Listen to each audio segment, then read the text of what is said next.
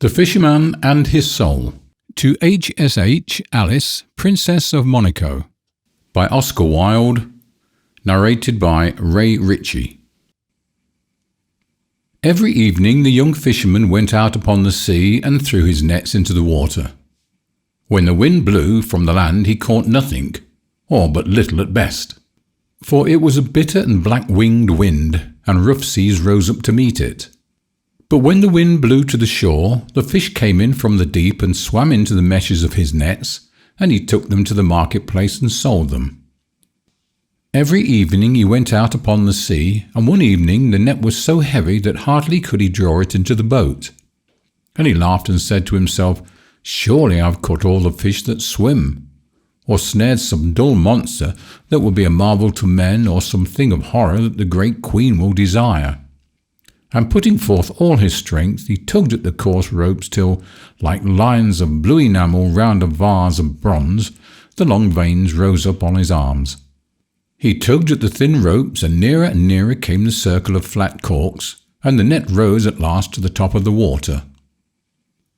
But no fish at all was in it, nor any monster or thing of horror, but only a little mermaid lying fast asleep. Her hair was as a wet fleece of gold, and each separate hair as a thread of fine gold in a cup of glass. Her body was as white ivory, and her tail was of silver and pearl. Silver and pearl was her tail, and the green weeds of the sea coiled around it, and like seashells were her ears, and her lips were like sea coral. The cold waves dashed over her cold breasts, and the salt glistened upon her eyelids. So beautiful was she that when the young fisherman saw her, he was filled with wonder, and he put out his hand and drew the net close to him. And leaning over the side, he clasped her hand in his arms, and when he touched her, she gave a cry like a startled seagull, and woke, and looked at him in terror with her mauve amethyst eyes, and struggled that she might escape. But he held her tightly to him, and would not suffer her to depart. And when she saw that she could in no way escape from him, she began to weep, and said, "I pray thee, let me go. I am the only daughter of a king, and my father is aged and alone." But the young fisherman answered, "I will not let thee go, save thou makest me a promise that whenever I call thee, thou wilt come and sing to me. For the fish delight to listen to the song of the sea folk, and so shall my nets be full." "Wilt thou in very truth let me go if I promise thee this?" cried the mermaid. "In very truth I will let thee go," said the young fisherman. So she made him the promise he desired, and swore it by the oath of the sea folk. And he loosened his arms from about her, and she sank down into the water, trembling with a strange fear. Every evening the young fisherman went out upon the sea and called to the mermaid, and she rose out of the water and sang to him. Round and round her swam the dolphins, and the wild gulls wheeled above her head. And she sang a marvellous song, for she sang of the sea folk who drive their flocks from cave to cave and carry the little calves on their shoulders, of the Tritons who have long green beards and heavy breasts and blow through twisted conches when the king passes by, of the palace of the king, which is all of amber, with a roof of clear emerald, and a pavement of bright pearl, and of the gardens of the sea where the great filigrane fans of coral wave all day long. And the fish dart about like silver birds, and the anemones cling to the rocks, and the pinks bourgeon the ribbed yellow sand. She sang of the big whales that come down from the North Sea and have sharp icicles hanging from their fins, of the sirens who tell such wonderful things that the merchants had to stop their ears with wax, lest they should hear them and leap into the water and be drowned, of the sunken galleries with their tall masts, and the frozen sailors clinging to the rigging, and the mackerel swimming in and out of the open portholes, of the little barnacles who are great travellers and cling to the keels of the ships and go round and round the world, and of the cuttlefish who live on the side of the cliffs and stretch out their long black arms and can make night come when they will it. She sang of the Nautilus, who had a boat of her own that is carved out of opal and steered with silken sail, and of the happy mermen who played upon harps and can charm the great kraken to sleep. of the little children who catch hold of the slippery porpoises and ride laughing upon their backs, of the mermaids who lie in the white foam and hold out their arms to the mariners, and of the sea lions with their curved tusks and the sea horses with their floating manes. And as she sang, all the tunny fish came in from the deep to listen to her. And the young fisherman threw his nets round them and caught them, and others he took with the spear.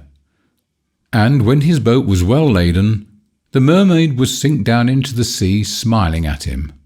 Yet would she never come near him, that he might touch her.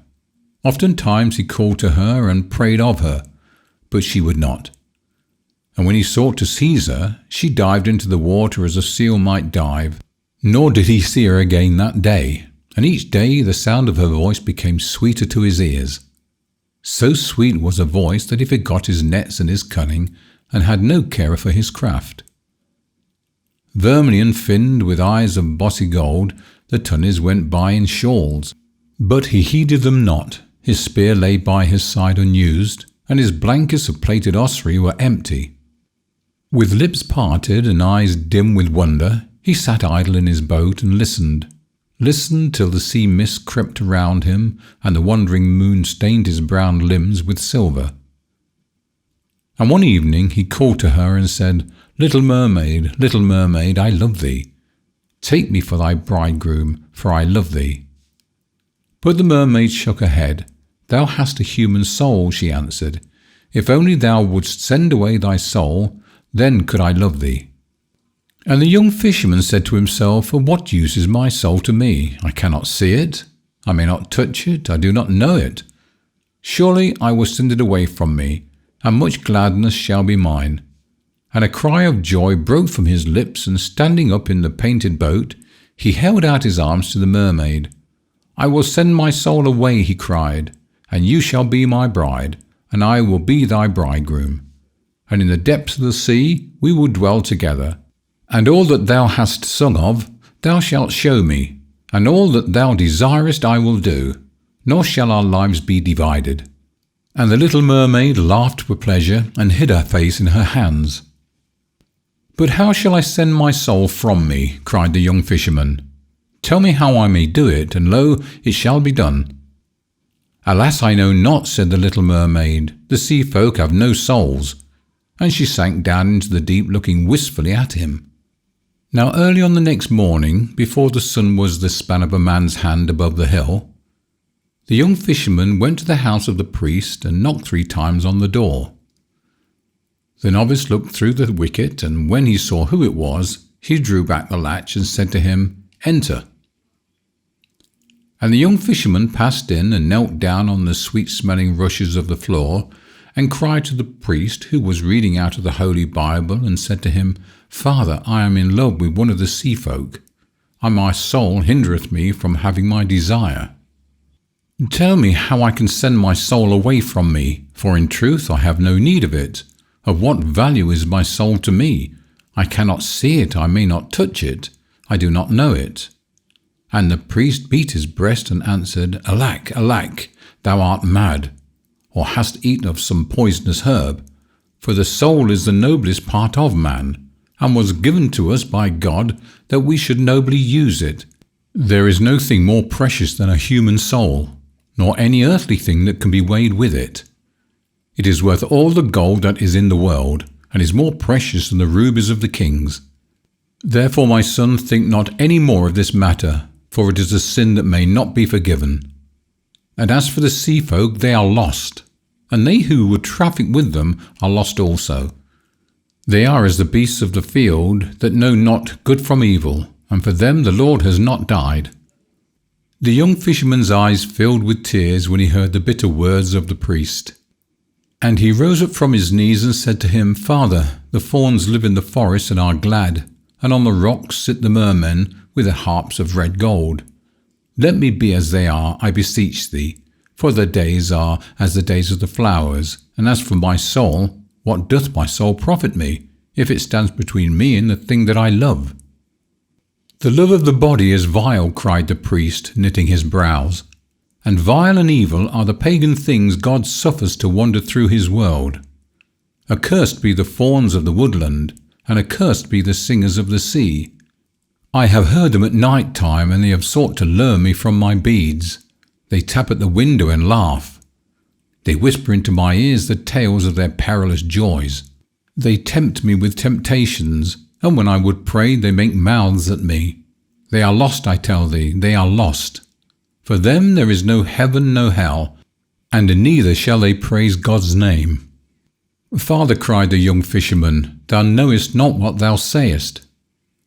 Once in my net I snared the daughter of a king. She is fairer than the morning star and whiter than the moon. For her body I shall give my soul, and for her love I will surrender heaven. Tell me what I ask of thee, and let me go in peace. Away, away, cried the priest. Thy leman is lost, and thou shalt be lost with her. And he gave him no blessing, but drove him from his door.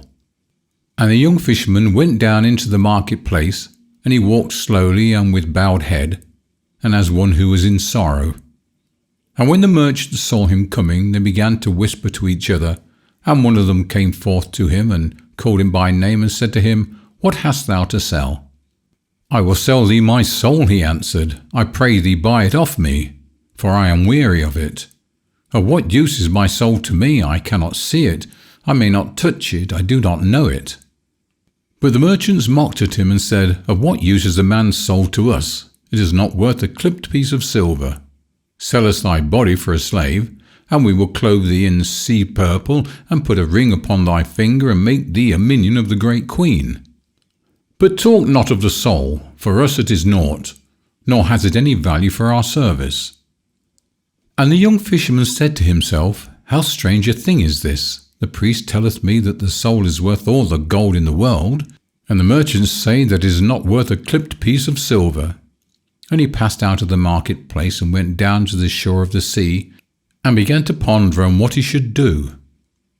And at noon he remembered how one of his companions, who was a gatherer of samphire, had told him of a certain young witch who dwelt in a cave at the head of the bay, and was very cunning in her witcheries. And he set to and ran, so eager was he to get rid of his soul, and a cloud of dust followed him as he sped round the sand of the shore.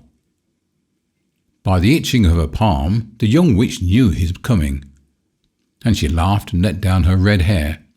With her red hair falling around her, she stood at the opening of the cave, and in her hand she had a spray of wild hemlock that was blossoming. What do I lack? What do I lack? She cried, as he came panting up the steep and bent down before her. Fish for thy net when the wind is foul? I have a little reed pipe, and when I blow on it, the mullet comes sailing into the bay. But it has a price, pretty boy, it has a price. What do I lack? What do I lack? A storm to wreck the ships and wash the chests of rich treasure ashore? I have more storms than the wind has, for I serve one who is stronger than the wind, and with a sieve and a pail of water I can send the great galleys to the bottom of the sea. But I have a price, pretty boy, I have a price. What do I lack? What do I lack? I know a flower that grows in the valley, none knows it but I. It has purple leaves and a star in its heart, and its juice is as white as milk. Shalt thou touch with this flower and the hard lips of the queen, she would follow thee all over the world. Out of the bed of the king she would rise, and over the whole world she would follow thee. It has a price, pretty boy, it has a price. What do I lack? What do I lack? I can pound a toad in a mortar and make broth of it, and stir the broth with a dead man's hand. Sprinkle it on thine enemy while he sleeps, and he will turn into a black viper, and his own mother will slay him. With a wheel I can draw the moon from heaven, and in a crystal I can show thee death. What do I lack? What do I lack? Tell me thy desire, and I will give it thee, and thou shalt pay me a price, pretty boy, thou shalt pay me a price. My desire is but a little thing, said the young fisherman, yet hath the priest been wroth with me, and driven me forth. It is but a little thing, and the merchants have mocked at me, and denied me. Therefore I am come to thee, though men call thee evil, and whatever be thy price, I shall pay it. What wouldst thou? Asked the witch, coming nearer to him. I would send my soul away from me, answered the young fisherman. The witch grew pale and shuddered and hid her face in her blue mantle. Pretty boy, she muttered, this is a terrible thing to do. He tossed his brown curls and laughed. "My soul is naught to me," he answered. "I cannot see it, I may not touch it, I do not know it." "What wilt thou give me if I tell thee?" asked the witch, looking down at him with her beautiful eyes. "5 pieces of gold," he said, "and my nets, and my wattled house where I live, and the painted boat in which I sail. Only tell me how to get rid of my soul, and I will give thee all that I possess." She laughed mockingly at him and struck him with a spray of hemlock. "I can turn the autumn leaves into gold," she answered, "and I can weave the pale moonbeams into silver if I will it. He whom I serve is richer than all the kings of this world, and has their dominions." "What then shall I give thee?" he cried, "if thy price is neither gold nor silver?" The witch stroked his hair with a thin white hand. "Thou must dance with me, pretty boy," she murmured, and she smiled at him as she spoke. "Naught but that?" cried the young fisherman in wonder, and he rose to his feet. "Naught but that," she answered, and she smiled at him again. "Then at sunset in some secret place we shall dance together," he said, "and after that we have danced, thou shalt tell me the thing which I desire to know." She shook her head. "When the moon is full, when the moon is full," she muttered. Then she peered all around and listened. A bluebird rose screaming from its nest and circled over the dunes, and 3 spotted birds rustled through the coarse grey grass and whistled to each other. There was no other sound save the sound of a wave fretting the smooth pebbles below, so she reached out a hand and drew him near to her and put her dried lips close to his ear. "Tonight thou must come to the top of the mountain," she whispered. "It is a Sabbath, and he will be there." The young fisherman started and looked at her, and she showed her white teeth and laughed. "Who is he whom thou speakest?" he asked.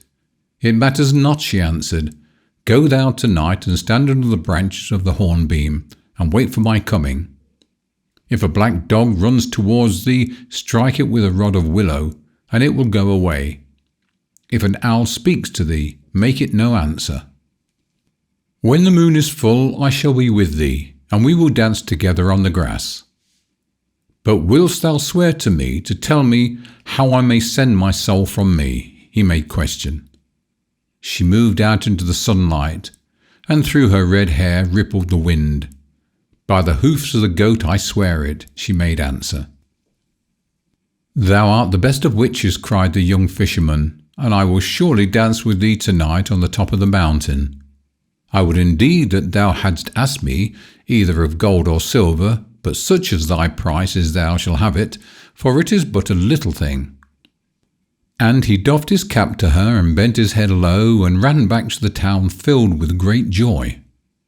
And the witch watched him as he went, and when he had passed from her sight, she entered the cave, and having taken a mirror from the box of carved cedar wood, she set it up on a frame and burnt vervain of lighted charcoal before it, and peered through the coils of the smoke. And after a time she clenched her hands in anger. "He should have been mine," she muttered. "I am as fair as she is." And that evening, when the moon had risen, the young fisherman climbed up to the top of the mountain and stood under the branches of the hornbeam. Like a targe of polished metal, the round sea lay at his feet, and the shadows of the fishing boats moved in the little bay. A great owl with yellow sulphurous eyes called to him by his name, but he made no answer. A black dog ran towards him and snarled. He struck it with a rod of willow, and it went away whining. At midnight the witches came flying through the air like bats. "Phew," they cried as they lit upon the ground, "there is someone here we know not." And they sniffed about and chatted to each other and made signs. Last of all came the young witch, with her red hair streaming in the wind. She wore a dress of gold tissue embroidered with peacock's eyes, and a little cap of green velvet was on her head. "Where is he? Where is he?" shrieked the witches when they saw her. But she only laughed, and ran to the hornbeam, and taking the fisherman by the hand, she led him out into the moonlight and began to dance. Round and round they whirled, and the young witch jumped so high that he could see the scarlet heels of her shoes. Then right across the dancers came the sound of the galloping of a horse. but no horse was to be seen, and he felt afraid. "Faster!" cried the witch, and she threw her arms round his neck, and her breath was hot upon his face. "Faster, faster!" she cried, and the earth seemed to spin beneath his feet, and his brain grew troubled, and a great terror fell on him, and as of some evil thing that was watching him, and at last he became aware that under the shadow of a rock there was a figure that had not been there before. It was a man dressed in a suit of black velvet, cut in the Spanish fashion. His face was strangely pale, but his lips were like a proud red flower. He seemed weary and was leaning back, toying in a listless manner with the pommel of his dagger. On the grass beside him lay a plumed hat and a pair of riding gloves, gauntleted with gilt lace, and sewn with seed pearls wrought into a curious device. A short cloak lined with sables hung from his shoulder, and his delicate white hands were gemmed with rings. Heavy eyelids drooped over his eyes. The young fisherman watched him as one snared in a spell. At last their eyes met, and wherever he danced it seemed to him that the eyes of the man were upon him. He heard the witch laugh, and caught her by the waist and whirled her madly round and round. Suddenly a dog bayed in the wood, and the dancers stopped, and going up 2 by 2 knelt down and kissed the man's hands. As they did so, a little smile touched his proud lips, as a bird's wing touches the water and makes it laugh. But there was disdain in it. He kept looking at the young fisherman. "Come, let us worship," whispered the witch as she led him up. And a great desire to do as she besought him seized on him, and he followed her. But when he came close, and without knowing why he did it, he made on his breast the sign of the cross and called upon the holy name. No sooner had he done that than the witches screamed like hawks and flew away, and the pallid face that had been watching him twitched with a spasm of pain.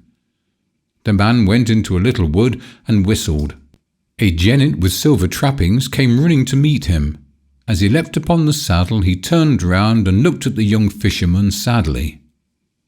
And the witch with the red hair tried to fly away also, but the fisherman caught her by her wrists and held her fast. "Loose me," she cried, "and let me go. For thou hast named what should not be named, and shown the sign that should not be looked at." "Nay," he answered, "but I will not let thee go till thou hast told me the secret." "What secret?" said the witch, wrestling with him like a wild cat, and biting her foam-flecked lips. "Thou knowest," he made answer. Her grass-green eyes grew dim with tears, and she said to the fisherman, "Ask me anything but that." He laughed and held her all the more tightly, and when she saw that she could not free herself, she whispered to him, "Surely I am as fair as the daughters of the sea, and as comely as those that dwell in the blue waters." And she fawned on him and put her face close to his. But he thrust her back, frowning, and said to her, "If thou keepest not the promise that thou madest to me, I will slay thee for a false witch." She grew grey as the blossom of the Judas tree and shuddered. "Be it so," she muttered. "It is thy soul and not mine. Do with it as you wilt." And she took from her girdle a little knife that had a handle of green viper's skin and gave it to him. "What shall this serve me?" he asked her, wondering. She was silent for a few moments, and a look of terror came over her face. Then she brushed her hair back from her forehead, and smiling strangely she said to him, "What men call the shadow of the body is not the shadow of the body, but is the body of the soul. Stand on the seashore with thy back to the moon, and cut away from around thy feet thy shadow, which is the soul's body, and bid the soul leave thee, and it will do so." The young fisherman trembled. "Is this true?" he murmured. "It is true, and I would that I had not told thee of it," she cried, and she clung to his knees weeping. He put her from him and left her in the rank grass, and going to the edge of the mountain he placed the knife in his belt and began to climb down. And his soul that was within him called out to him and said, "Lo, I have dwelt with thee for all these years, and have been thy servant. Send me not away from thee now, for what evil have I done thee?" And the young fisherman laughed. "Thou hast done me no evil, but I have no need of thee," he answered. "The world is wide, and there is heaven also and hell, and that dim twilight house that lies between. Go wherever thou wilt, but trouble me not, for my love is calling me." And his soul besought him piteously, but he heeded it not, but leapt from crag to crag, being sure-footed as a wild goat, and at last he reached the level ground of the yellow shore of the sea. Bronze-limbed and well-kit like a statue wrought by a Grecian, he stood on the sand with his back to the moon, and out of the foam came white arms that beckoned to him, and out of the waves rose dim forms that did him homage. Before him lay his shadow, which was the body of his soul, and behind him hung the moon in the honey-coloured air. And his soul said to him, "If indeed thou must drive me from thee, send me not forth without a heart. The world is cruel, give me thy heart to take with me." He tossed his head and smiled. "With what shall I love my love, if I give thee my heart?" he cried. "Nay, but be merciful," said his soul. "Give me thy heart, for the world is very cruel, and I am afraid." "My heart is my love's," he answered, "therefore tarry not, but get thee gone." "Should I not love also?" asked his soul. "Get thee gone, I have no need of thee," cried the young fisherman, and he took the little knife with its handle of green viper's skin and cut away his shadow from around his feet, and it rose up and stood before him and looked at him, and it was even as himself. He crept back and thrust the knife into his belt, and a feeling of awe came over him. "Get thee gone," he murmured, "and let me see thy face no more." "Nay, but we must meet," said the soul, his voice so low and flute-like that its lips hardly moved while it spake. "How shall we meet?" cried the young fisherman. "Thou wilt not follow me into the depths of the sea?" "Once every year I will come to this place and call to thee," said the soul.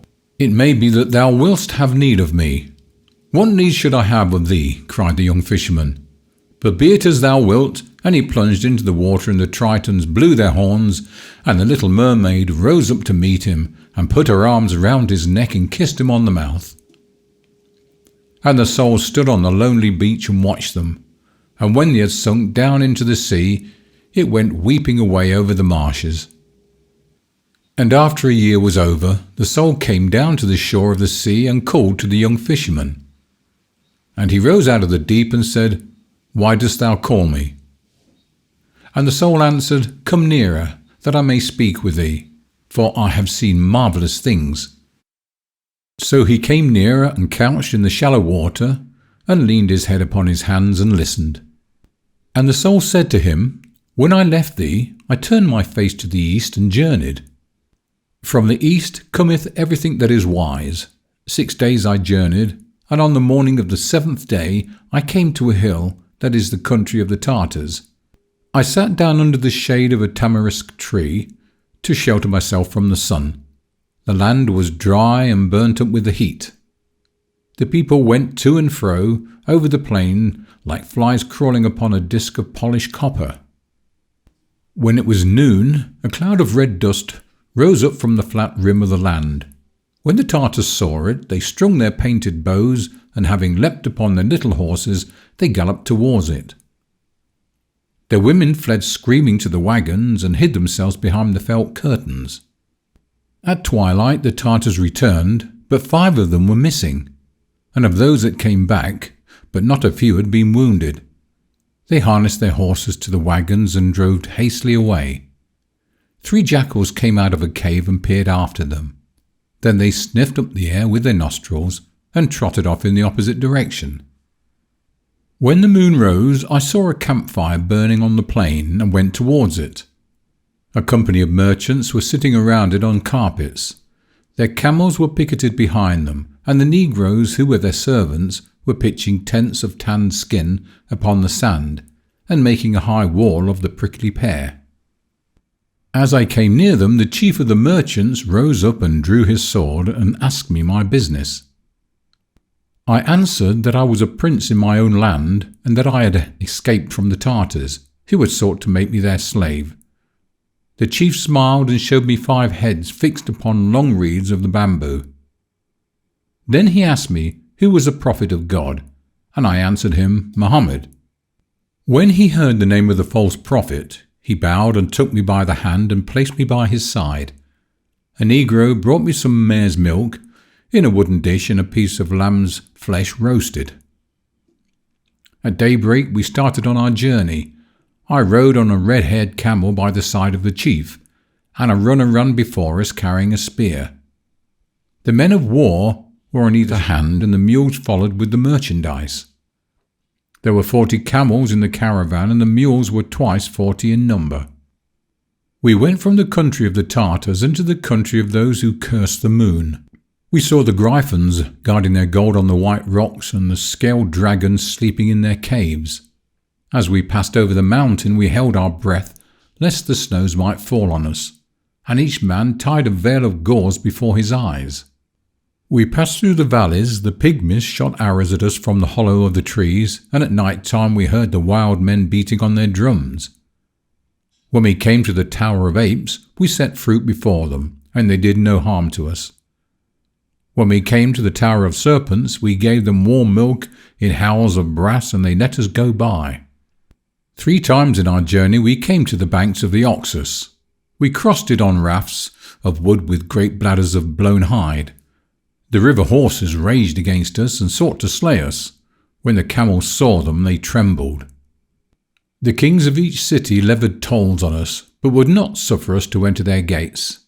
They threw us bread over the walls, little maize cakes baked in honey, and cakes with fine flour filled with dates. For every 100 baskets we gave them a bead of amber.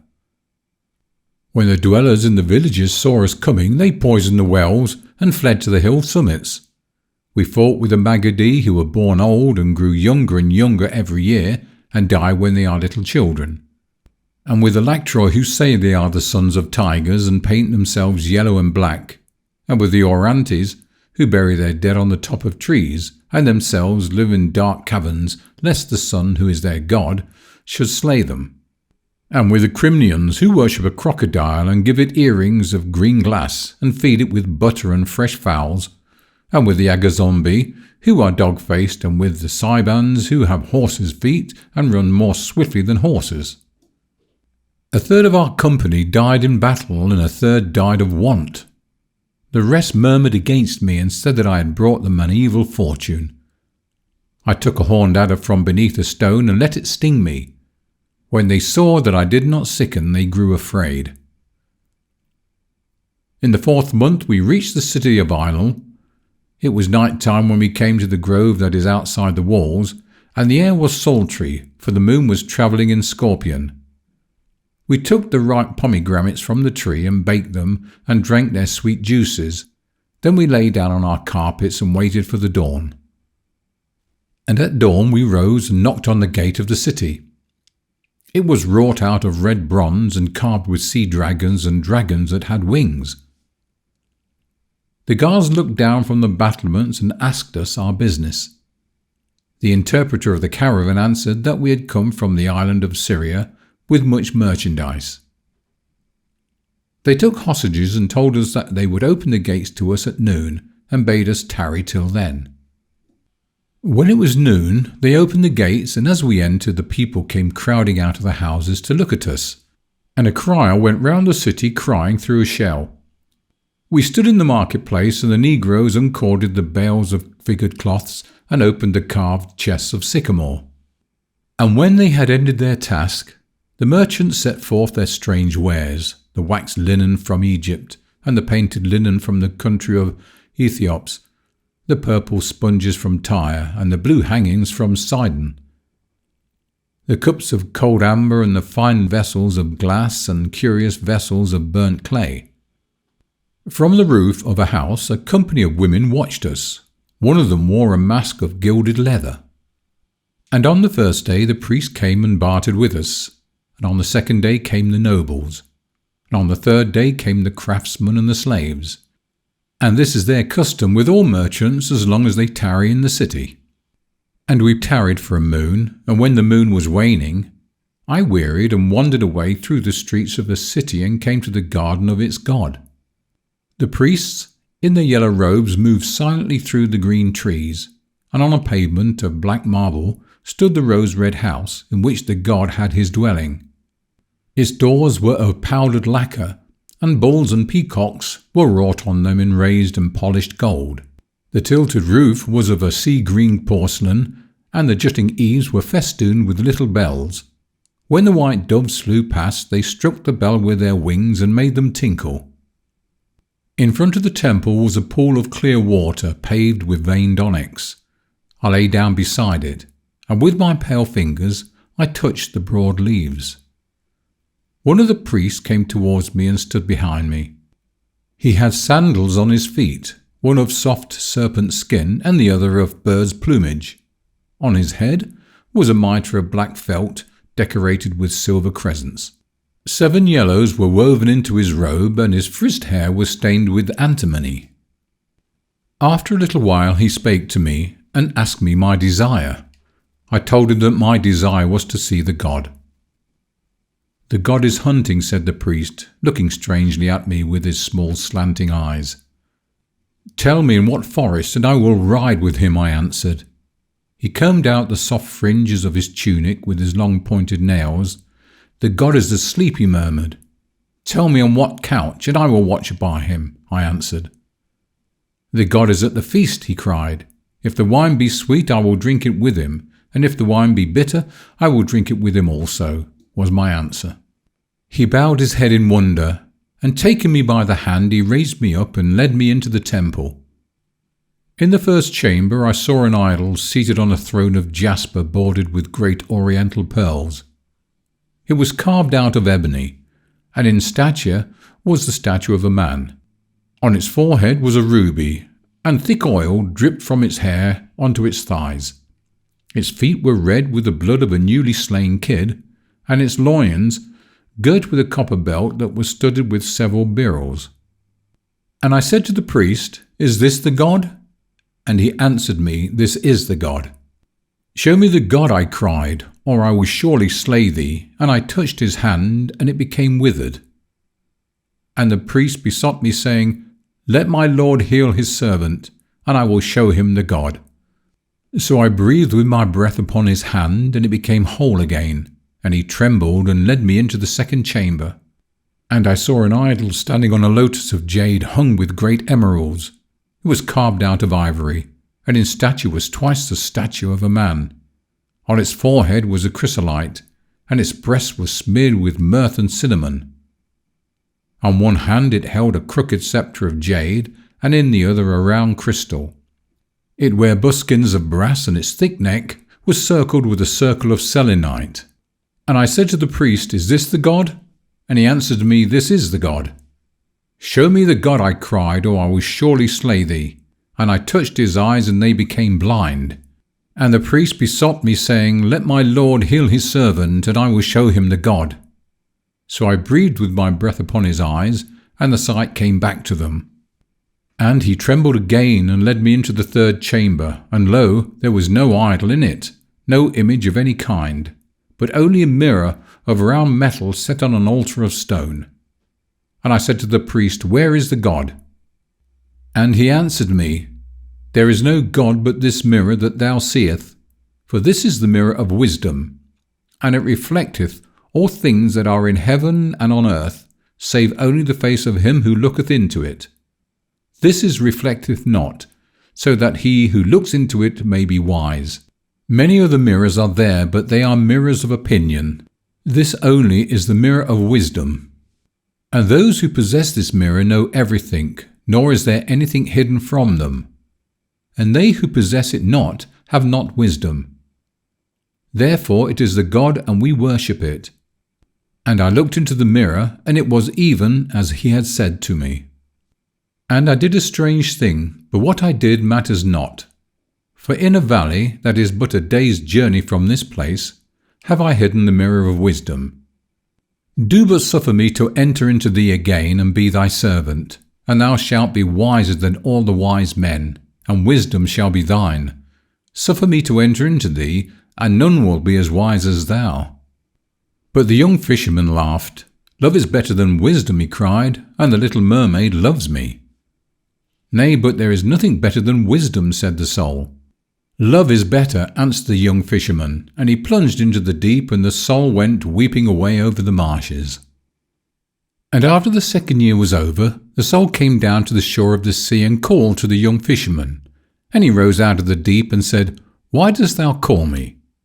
And the soul answered, "Come nearer, that I may speak with thee, for I have seen marvellous things." So he came nearer and couched in the shallow water, and leaned his head upon his hands and listened. And the soul said to him, "When I left thee, I turned my face to the south and journeyed. From the south cometh everything that is precious. 6 days I journeyed along the highways that led to the city of Ashtar, along the dusty red-dyed highways by which the pilgrims are wont to go did I journey. And on the morning of the 7th day I lifted up my eyes, and lo, the city lay at my feet, for it was in a valley. There are 9 gates to this city, and in front of each gate stands a bronze horse that neighs when the Bedouins come down from the mountains.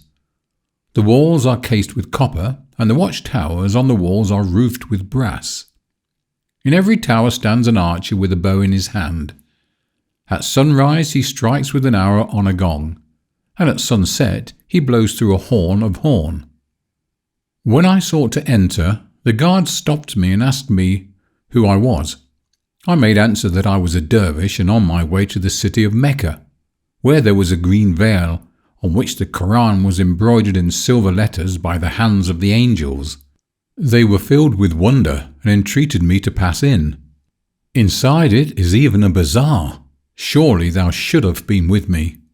Across the narrow streets the gay lanterns of paper flutter like butterflies. When the wind blows over the roofs they rise and fall as painted bubbles do. In front of their booths sit the merchants on silken carpets. They have straight black beards, and their turbans are covered with golden sequins and long strings of amber, and carved peach stones glide through their cool fingers. Some of them sell galbanum and nard and curious perfumes from the islands of the Indian Sea, and the thick oil of red roses, and myrrh and little nail-shaped cloves. When one stops to speak to them, they throw pinches of frankincense upon a charcoal brazier and make the air sweet. I saw a Syrian who held in his hands a thin rod like a reed. Grey threads of smoke came from it, and its odour as it burnt was as the odour of a pink almond in spring. Others sell silver bracelets embossed all over with creamy blue turquoise stones, and anklets of brass wire fringed with little pearls, and the tiger's claws set in gold, and the claws of that gilt cat the leopard set in gold also, and earrings of pierced emeralds, and finger rings of hollow jade. From the tea-houses came the sound of the guitar, and the opium smokers with their white smiling faces looked out at the passers-by. Oh, in truth thou shouldst have been with me. The wine-sellers elbow their way through the crowd with great black skins on their shoulders. Most of them sell the wine of Shiraz, which is as sweet as honey. They serve it in little metal cups and strew leaves upon it. In the marketplace stands the fruit sellers, who sell all kinds of fruit. Ripe figs with their bruised purple flesh, melons smelling of musk and yellow as topazes, citrons and rose apples, and clusters of wine grapes, round red gold oranges and oval lemons of green gold. Once I saw an elephant go by. Its trunk was painted with vermilion and turmeric, and over its ears it had a net of crimson silk cord. It stopped opposite one of the booths and began eating the oranges, and the man only laughed. Thou canst not think how strange a people they are. When they are glad, they go to the bird sellers and buy of them a caged bird, and set it free, that their joy may be greater. And when they are sad, they scourge themselves with thorns, that their sorrows may not grow less. One evening I met some negroes carrying a heavy palanquin through the bazaar. It was made of gilded bamboo, and the poles were of vermilion lacquer studded with brass peacocks. Across the windows hung thin curtains of muslin, embroidered with beetles' wings and with tiny seed pearls. And as it passed by, a pale-faced Circassian looked out and smiled at me. I followed behind, and the negroes hurried their steps and scowled, but I did not care. I felt a great curiosity come over me. At last they stopped at a square white house. There was no windows to it, only a little door like a door of a tomb. They set down the palanquin and knocked 3 times with a copper hammer. An Armenian, in a caftan of green leather, peered through the wicket, and when he saw them he opened, and spread a carpet on the ground, and the woman stepped out. As she went in, she turned round and smiled at me again. I had never seen anyone so pale. When the moon rose, I returned to the same place and sought for the house, but it was no longer there. When I saw that, I knew who the woman was, and wherefore she had smiled at me. Certainly thou shouldst have been with me. On the feast of the new moon, the young emperor came forth from his palace and went into the mosque to pray. His hair and beard were dyed with rose leaves, and his cheeks were powdered with fine gold dust. The palms of his feet and hands were yellow with saffron. At sunrise he went forth from his palace in a robe of silver, and at sunset he returned to it again in a robe of gold. The people flung themselves on the ground and hid their faces, but I would not do so. I stood by the stall of a seller of dates and waited. When the emperor saw me, he raised his painted eyebrows and stopped. I stood quite still and made him no obeisance. The people marvelled at my boldness and counselled me to flee from the city. I paid no heed to them, but went and sat down with the sellers of strange gods, who by reason of their craft are abominated. When I told them what I had done, each of them gave me a god and prayed me to leave them. That night, as I lay on a cushion in the tea-house, that is in the street of Pomegranates, the guards of the emperor entered and led me to the palace.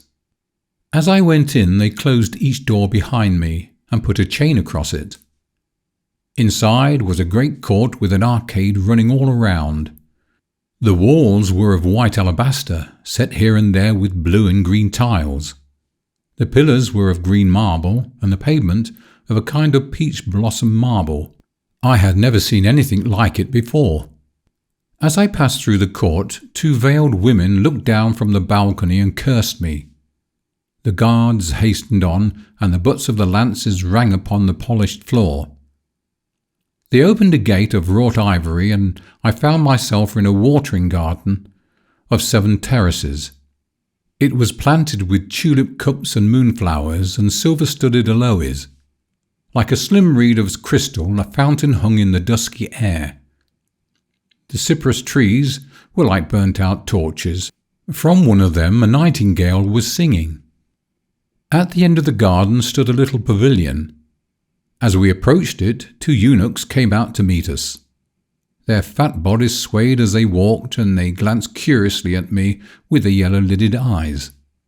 One of them drew aside the captain of the guard and in a low voice whispered to him.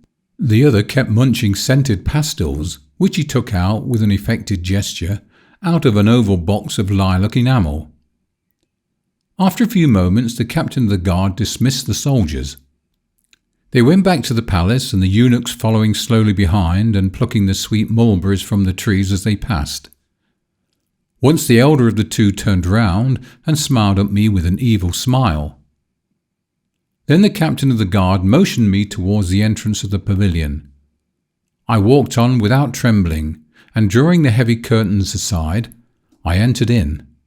The young emperor was stretched on a couch of dyed lion skins, and a gerfalcon perched on his wrist. Behind him stood a brass-turbaned Nubian, naked down to the waist and with heavy earrings in his split ears. On a table by the side of the couch lay a mighty scimitar of steel. When the emperor saw me, he frowned and said to me, "What is thy name? Knowest thou not that I am the emperor of this city?" But I made him no answer. He pointed with his finger at the scimitar, and the Nubian seized it and rushed forward, struck at me with great violence. The blade whizzed through me and did me no hurt.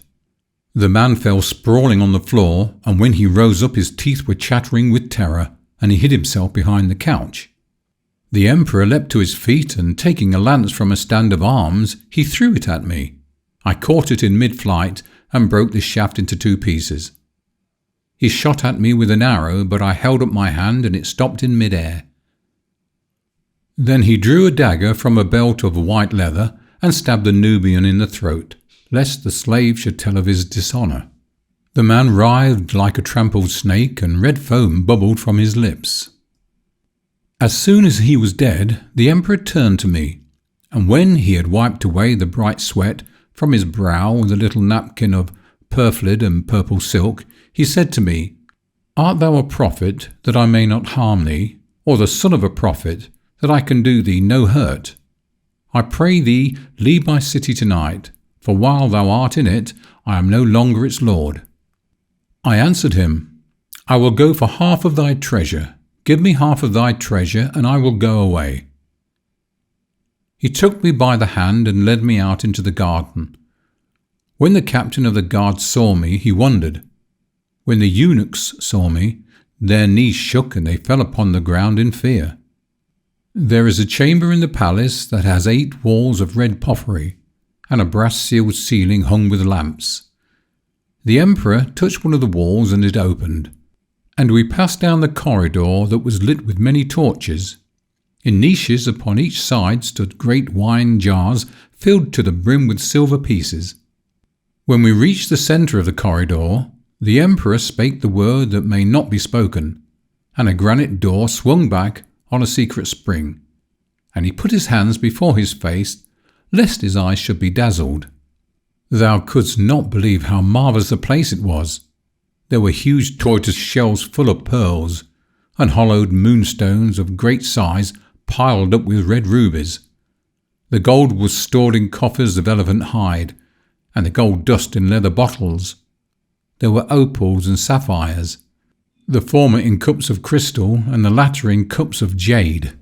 Round green emeralds were ranged in order upon thin plates of ivory, and in one corner were silk bags, filled, some with turquoise stones and others with beryls. The ivory horns were heaped with purple amethysts, and the horns of brass with chalcedonies and sards. The pillars, which were of cedar, were hung with strings of yellow link stones. In the flat oval shields there were carbuncles, both wine-coloured and coloured like grass. And yet I have told thee but a tithe of what was there. And when the emperor had taken away his hands from before his face, he said to me, "This is my house of treasure, and half of that is in it is thine, even as I promised to thee. I will give thee camels and camel drivers, and they shall do thy bidding and take thy share of the treasure to whatever part of the world thou desirest to go. And the thing shall be done tonight. For I would not that the son, who is my father, should see that there is in my city a man whom I cannot slay." But I answered him, "The gold that is here is thine, and the silver also is thine, and thine art the precious jewels and the things of price. As for me, I have no need of these, nor shall I take aught from thee but that little ring that thou wearest on the finger of thy hand." And the emperor frowned. "But it is but a ring of lead," he cried, "nor has it any value. Therefore take thy half of the treasure and go from my city." "Nay," I answered, "but I will take naught but that leaden ring, for I know what is written within it, and for what purpose." And the emperor trembled and besought me and said, "Take all the treasure and go from my city. The half that is mine shall be thine also." And I did a strange thing, but what I did matters not. For in the cave that is but a day's journey from this place have I hidden the rings of riches. It is but a day's journey from this place, and it waits for thy coming. He who has this ring is richer than all the kings in the world. Come therefore and take it, and the world's riches shall be thine." But the young fisherman laughed. "Love is better than riches," he said, "and the little mermaid loves me." "Nay, there is nothing better than riches," said the soul. "Love is better," answered the young fisherman, and he plunged into the deep, and the soul went weeping away over the marshes. After the 3rd year was over, the soul came down to the shore of the sea and called to the young fisherman. And he rose out of the deep and said, "Why dost thou call me?" And the soul answered, "Come nearer, that I may speak with thee, for I have seen marvellous things." So he came nearer and couched in the shallow water, and leaned his head upon his hand and listened. And the soul said to him, In a city that I know of, there is an inn that standeth by a river. I sat there with sailors who drank of 2 different coloured wines, and ate bread made of barley, and a little salt fish served on bay leaves with vinegar. And as we sat and made merry, there entered to us an old man bearing a leathern carpet, and a lute that had 2 horns of amber. When he had laid out the carpet on the floor, he struck with a quill on the wire strings of his lute, and a girl whose face was veiled ran in and began to dance before us. Her face was veiled with a veil of gauze, but her feet were naked. Naked were her feet, and they moved over the carpets like little white pigeons. Never have I seen anything so marvellous, and the city in which she dances is but a day's journey from this place. Now when the young fisherman heard the words of his soul, he remembered that the little mermaid had no feet and could not dance. And a great desire came over him, and he said to himself, It is but a day's journey. I can return to my love. And he laughed and stood up in the shallow water and strode towards the shore. And when he had reached the dry shore, he laughed again, and held out his arms to his soul. And his soul gave a great cry of joy and ran to meet him, and entered into him. And the young fisherman saw stretched before him upon the sand that shadow of the body that is the body of the soul. And his soul said to him, Let us not tarry, but get hence at once, for the sea gods are jealous, and have monsters that do their bidding. So they made haste, and all that night they journeyed beneath the moon. And all the next day they journeyed beneath the sun, and on the evening of the day they came to a city.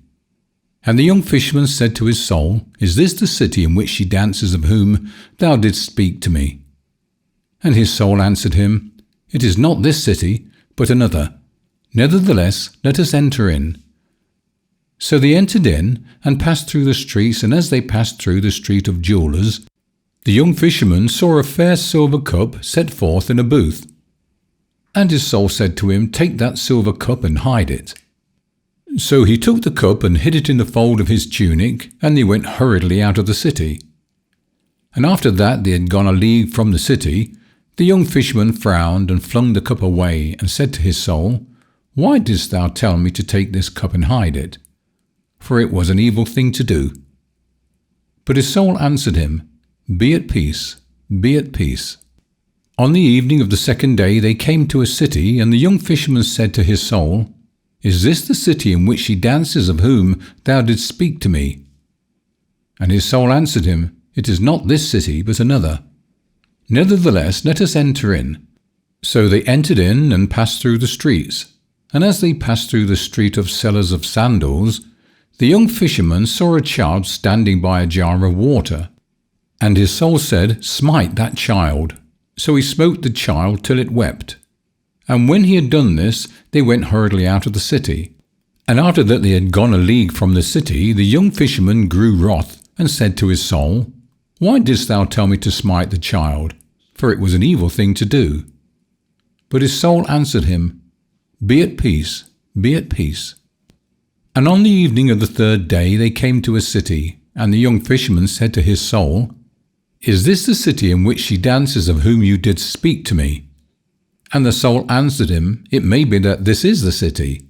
Therefore let us enter in. So they entered in and passed through the streets, but nowhere could the young fisherman find the river or the inn that stood by its side. And the people of the city looked curiously at him. And he grew afraid and said to his soul, Let us go hence, for she who dances with white feet is not here.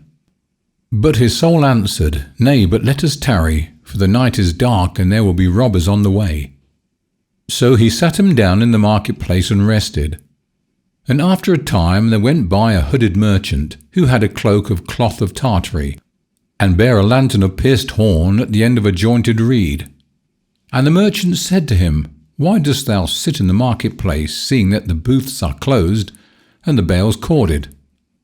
And the young fisherman answered him, I can find no inn in this city, nor have I any kinsman who might give me shelter. Are we not all kinsmen, said the merchant, and did not one God make us? Therefore come with me, for I have a guest chamber. So the young fisherman rose up and followed the merchant to his house. And when he had passed through a garden of pomegranates and entered into the house, the merchant brought him rose water in a copper dish that he might wash his hands, and ripe melons that he might quench his thirst, and set a bowl of rice and a piece of roasted kid before him. And after that he had finished, the merchant led him to the guest chamber and bade him sleep and be at rest. And the young fisherman gave him thanks and kissed the ring that was on his hand, and flung himself down on the carpets of dyed goat's hair, and when he had covered himself with a covering of black lamb's wool, he fell asleep. And 3 hours before dawn, and while it was still night, his soul waked him and said to him, Rise up and go to the room of the merchant, even to the room in which he sleepeth, and slay him, and take from him his gold, for we have need of it. And the young fisherman rose up and crept towards the room of the merchant. And over the feet of the merchant there was lying a curved sword, and the tray by the side of the merchant held 9 purses of gold. And he reached out his hand and touched the sword. And when he touched it, the merchant started and awoke, and leapt up, seizing himself by the sword, and cried to the young fisherman, Dost thou return evil for good, and pay with the shedding of blood for the kindness that I have shown thee? And his soul said to the young fisherman, Strike him. And he struck him so that he swooned, and he seized then the 9 purses of gold, and fled hastily through the garden of pomegranates, and set his face to the star that is the star of the morning. And when they had gone a league from the city, the young fisherman beat his breast, and said to his soul, Why didst thou bid me slay the merchant and take his gold? Surely thou art evil. But his soul answered him, Be at peace, be at peace. Nay, cried the young fisherman, I may not be at peace, for all that thou hast made me to do I hate. Thee also I hate, and I bid thee tell me wherefore thou hast wrought with me in this wise. And his soul answered him, When thou didst send me forth into the world, thou gavest me no heart. So I learnt to do all these things and love them. What sayest thou? Murmured the young fisherman. Thou knowest, answered his soul, thou knowest it well. Hast thou forgotten that thou gavest me no heart? I trow not. And so trouble not thyself nor me, but be at peace. For there is no pain that thou shalt not give away, nor any pleasure that thou shalt not receive. And when the young fisherman heard these words, he trembled and said to his soul, Nay, but thou art evil, and hast made me forget my love, and hast tempted me with temptations, and hast set my feet in the ways of sin. And his soul answered him, Thou hast not forgotten that when thou didst send me forth into the world, thou gavest me no heart. Come, let us go to another city and make merry, for we have 9 purses of gold. But the young fisherman took the 9 purses of gold and flung them down and trampled on them. Nay, he cried, I will have naught to do with thee, nor will I journey with thee anywhere. But even as I sent thee away before, I will send thee away now, for thou hast wrought me no good. And he turned his back to the moon, and with the little knife that had the handle of green viper's skin, he strove to cut from his feet that shadow of the body which is the body of the soul. Yet the soul stirred not from him, nor paid heed to his command, but said to him, The spell that the witch told thee avails thee no more, for I may not leave thee, nor mayest thou drive me forth. Once in his life may a man send his soul away, but he who receiveth back his soul must keep it with him for ever, and this is his punishment and his reward.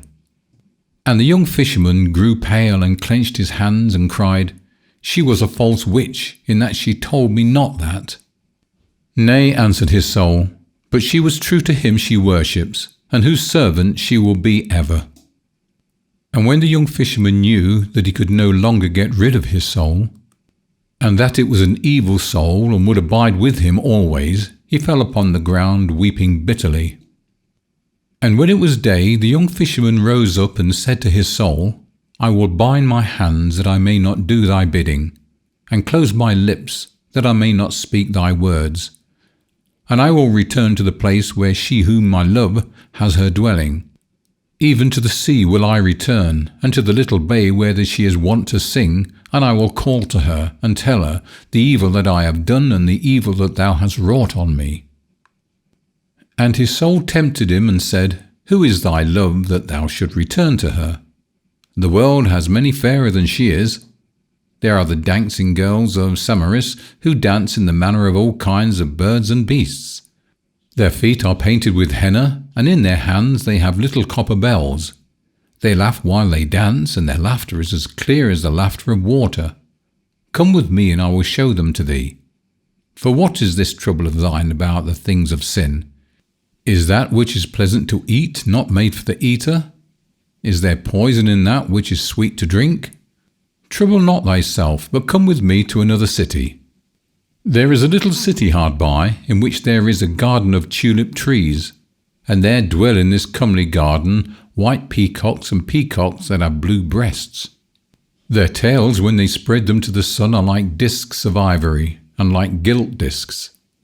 And when she who feeds them dances for their pleasure, and sometimes she dances on her hands, and at other times she dances on her feet.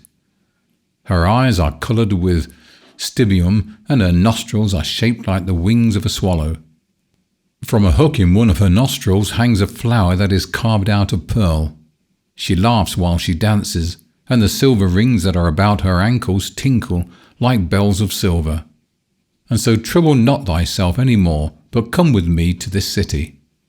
But the young fisherman answered not his soul, but closed his lips with the seal of silence, and with a tight cord bound his hands, and journeyed back to the place from which he had come, even to the little bay where his love had been wont to sing. And ever did his soul tempt him by the way. But he made it no answer, nor would he do any of the wickedness that it sought to make him to do, so great was the power of the love that was within him. And when he reached the shore of the sea, he loosed the cord from his hands, and took the seal of silence from his lips, and called to the little mermaid. But she came not to his call, though he called her all day long, and besought her. And his soul mocked him, and said, Surely thou hast little joy out of thy love. Thou art as one who in time of death pours water into a broken vessel. Thou givest away what thou hast, and naught is given to thee in return. It were better for thee to come with me, for I know where the valley of pleasure lies, and what things are wrought there. But the young fisherman answered not his soul, but in a cleft of the rock he built himself a house of wattles, and abode there for the space of a year. And every morning he called to the mermaid, and every noon he called to her again, and every night he spake her name.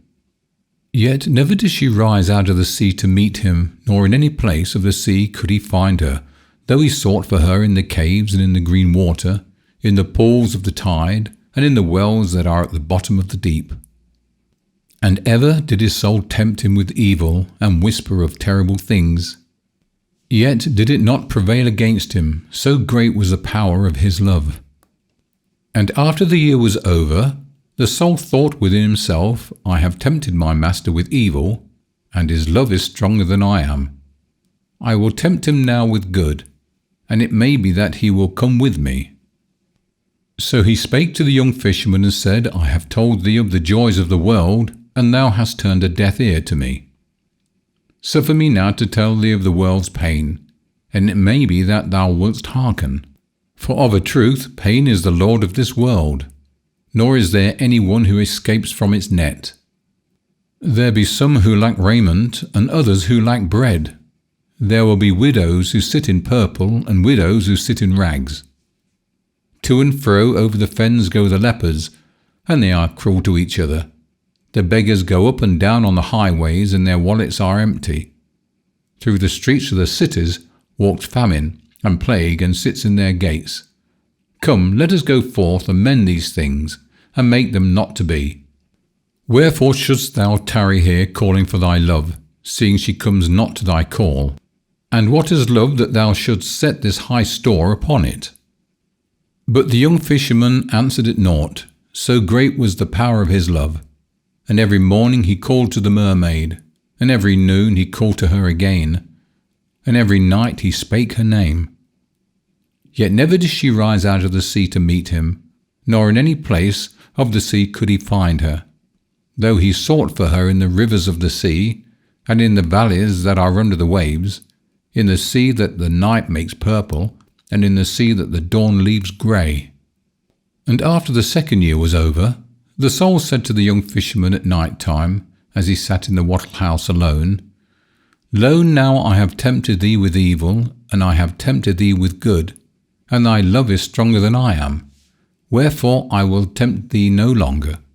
But I pray thee to suffer me to enter thy heart, that I may be one with thee even as before. Surely thou mayest enter, said the young fisherman, for in the days when with no heart thou didst go through the world, thou must have suffered much. Alas, cried his soul, I can find no place of entrance, so compassed about with love is this heart of thine. Yet I would that I could help thee, said the young fisherman. And as he spake, there came a great cry of mourning from the sea, even the cry that men hear when one of the sea folk is dead. And the young fisherman leapt up and left his wattled house, and ran down to the shore. And the black waves came hurrying to the shore, bearing with them a burden that was whiter than silver.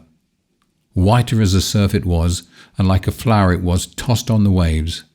And the surf took it from the waves, and the foam took it from the surf, and the shore received it.